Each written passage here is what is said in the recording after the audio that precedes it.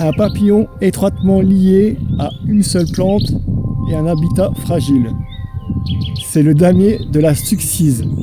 Je vous explique tout ça après le générique.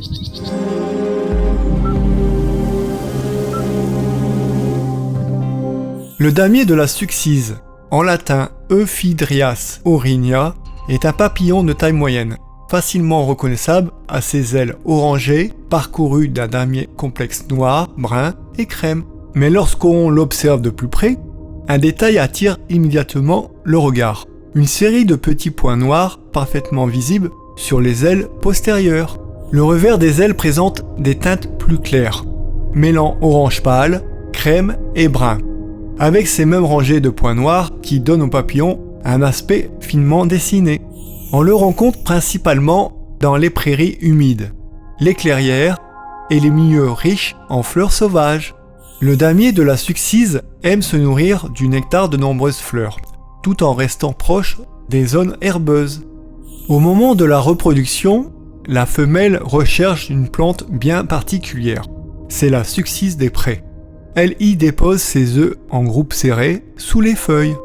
Après l'éclosion, les chenilles vivent ensemble dans une sorte de toile soyeuse qu'elles construisent pour se protéger. Leur corps sombre, couvert de petites épines, contraste fortement avec la végétation. Durant plusieurs semaines, elles se nourrissent presque exclusivement de la succise des prés, indispensable à leur survie. Les jeunes chenilles passent même l'hiver regroupées dans leur abri de soie, avant de reprendre leur développement au printemps. L'abondance du damier de la succise est très variable d'une année à l'autre, notamment à cause de la pression parasitaire. Aujourd'hui menacé par la disparition des prairies naturelles, le damier de la succise est devenu un symbole de la biodiversité fragile de nos campagnes. Observer ce papillon, c'est aussi comprendre l'importance de préserver les milieux naturels dont tant d'espèces dépendent.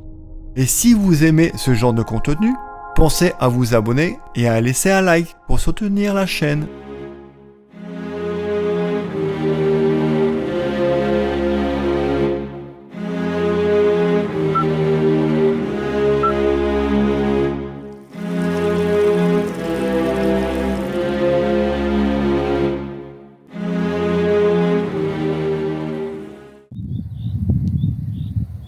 Un papillon étroitement lié